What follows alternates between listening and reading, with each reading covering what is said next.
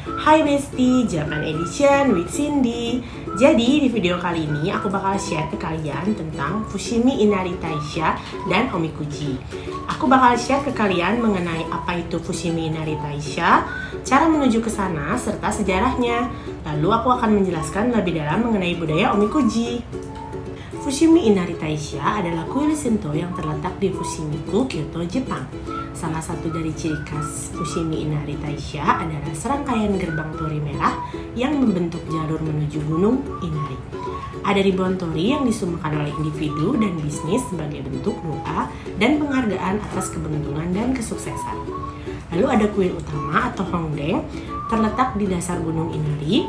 Pada zaman-zaman tertentu, kuil ini menyelenggarakan upacara dan perayaan keagamaan. Perjalanan ke Gunung Inari melalui jalan setapak yang dikelilingi oleh tori dapat memakan waktu sekitar 2-3 jam, tergantung pada kecepatan dan berapa kali Anda berhenti. Selama perjalanan Anda akan melewati berbagai kuil kecil dan area persembahan. Di sepanjang jalan setapak terdapat makam dan area persembahan yang dibangun oleh individu atau perusahaan sebagai wujud rasa terima kasih dan keberuntungan yang mereka terima. Fushimi Inari Taisha merayakan berbagai macam festival sepanjang tahun. Festival utama melibatkan prosesi dan upacara keagamaan yang menarik banyak pengunjung. Karena Inari adalah dewa kesuksesan bisnis, banyak pengusaha dan pedagang datang ke Fushimi Inari Taisha untuk meminta berkah dan keberuntungan dalam usaha mereka. Fushimi Inari Taisha adalah salah satu tempat paling suci dan terkenal, serta sering dikunjungi di Jepang. Menurut pengunjung dari dalam dan luar negeri, keindahan gerbang tori yang membentang dan atmosfer spiritual membuatnya menjadi destinasi wisata yang istimewa di Kyoto. Untuk menuju Fushimi Inari Taisha di Kyoto, Jepang, Anda dapat mengikuti beberapa opsi transportasi yang tersedia. Berikut adalah beberapa langkah umum untuk menuju ke Fushimi Inari Taisha. Yang pertama, melalui kereta dari stasiun Kyoto. Gunakan layanan kereta JR Nara Line dari stasiun Kyoto menuju stasiun Fushimi Inari. Perjalanan hanya memerlukan beberapa menit. Setelah tiba di stasiun Fushimi Inari, ikuti tanda arah ke Fushimi Inari Taisha. Kuil ini terletak hanya beberapa menit berjalan kaki dari stasiun. Lalu dengan bus. Jika Anda lebih suka naik bus, Anda dapat menggunakan layanan bus Kyoto menuju Fushimi Inari Taisha. Pilih rute bus yang sesuai dengan lokasi Anda. Sejarah dari Fushimi Inari Taisha yaitu didirikan pada tahun 711 Masehi oleh Hatano Irogu, seorang penganut Shinto di Kyoto. Kuil ini awalnya didedikasikan untuk Dewa Inari, Dewa Shinto dari keberuntungan, pertanian, dan bisnis. Fushimi Inari berada di Fushimi-ku, Kyoto, Jepang. Kuil ini merupakan kuil pusat bagi sekitar 40.000 kuil Inari yang memuliakan Inari. Kuil utama Hongdeng terletak di kaki Gunung Inari dan tanah milik kuil mencakup gunung yang tingginya 233 meter. Di kuil ini dimuliakan Okanomitama bersama pendampingnya.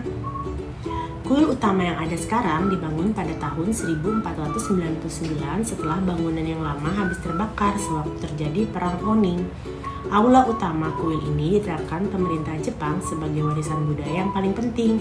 Sejak abad ke-17, penganut kuil Fushimi Inari memiliki tradisi membangun tori. Sekitar 10.000 tori yang berderet-deret di Gunung Inari merupakan hasil sumbangan umat.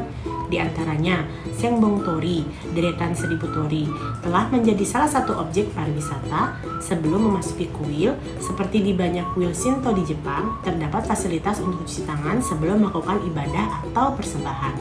Tempat cuci tangan di kuil-kuil tersebut disebut Chozuya atau Temizuya dan biasanya terletak di dekat gerbang masuk atau di dalam kompleks kuil. Fushimi Inari juga menjadi tempat wisata di Kyoto yang paling wajib banget dikunjungi dan selalu masuk dalam itinerary turis mancanegara. Selain melihat gerbang tori, kalian juga dapat menyewa kimono atau yukata dengan berbagai motif dan warna serta model yang vintage hingga modern. Selanjutnya, aku bakal menjelaskan mengenai budaya Omikuji. Adalah budaya tradisional Jepang yang melibatkan pengundian ramalan, keberuntungan, atau nasib di kuil Shinto. Caranya, biasanya orang membeli selembaran kertas kecil di kuil.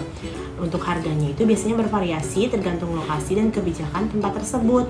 Setelah membeli omikuji, biasanya ada wadah atau kotak yang berisi batang atau bila dengan nomor. Anda mengambil satu batang secara acak yang akan menunjukkan nomor yang sesuai dengan prediksi tertentu. Lalu nomor yang Anda dapatkan sesuai dengan kotak atau laci yang berisi kertas ramalan. Nah, ramalan tersebut biasanya mencakup berbagai keberuntungan, mulai dari hal yang sangat baik sampai hal yang sangat buruk. Ramalan biasanya memberikan pandangan umum tentang keberuntungan, asmara, kesehatan, atau kehidupan secara keseluruhan. Beberapa omikuji dapat memberikan saran atau peringatan terkait tindakan atau keputusan yang harus diambil. Pilihan berikutnya, setelah membaca ramalan, Anda dapat memutuskan untuk menyimpan omikuji tersebut atau mengikatnya di tempat khusus di kuil atau biara. Jika ramalan tidak menguntungkan, mengikatnya di tempat tersebut dianggap sebagai cara untuk meninggalkan nasib buruk. Contoh omikuji seperti ini. Jadi artinya omikuji ini ramalannya baik, makanya ini dibawa pulang. Biasanya kalau enggak, ditinggal di sana. Sejarah omikuji berasal dari praktik divinasi atau ramalan masa depan yang telah ada dalam tradisi agama Shinto dan Buddha di Jepang. Kuil-kuil Shinto dan biara-biara Buddha seringkali menjadi tempat bagi praktik semacam ini. Pada awal periode Edo, praktik ini menjadi lebih umum di kalangan masyarakat. Pada saat itu, omikuji umumnya berisi lebih banyak unsur spiritual dan nasihat tentang kehidupan sehari-hari. Orang-orang mendekati omikuji dengan keyakinan bahwa hasilnya mencerminkan hubungan mereka dengan dewa atau roh yang melindungi kuil atau biara tersebut. Pada era Meiji, pemisahan agama dari kehidupan sehari-hari terjadi dan banyak tradisi keagamaan mengalami transformasi. Omikuji tetap populer dan fungsinya mulai berkembang untuk mencakup lebih banyak aspek kehidupan, termasuk asmara dan keberuntungan bisnis. Lalu ada modernisasi dan Perang Dunia Kedua. Selama proses tersebut, beberapa praktik keagamaan di Jepang menghadapi tekanan untuk disesuaikan dengan ideologi pemerintah. Namun, omikuji tetap menjadi bagian dari kehidupan sehari-hari masyarakat. Setelah Perang Dunia Kedua, Jepang mengalami kebangkitan ekonomi dan tradisi-tradisi seperti omikuji tetap berlanjut dan berkembang. Kuil dan biara menjadi tujuan wisata populer dan omikuji menjadi salah satu aspek dari pengalaman wisata ke tempat-tempat tersebut. Saat ini, omikuji tetap menjadi praktik yang dihormati dan populer di Jepang. Meskipun beberapa orang yang mungkin mengikuti omikuji dengan keyakinan spiritual yang kuat, banyak juga yang melakukannya sebagai bentuk hiburan tradisional dan untuk merayakan perayaan-perayaan tertentu seperti Tahun Baru.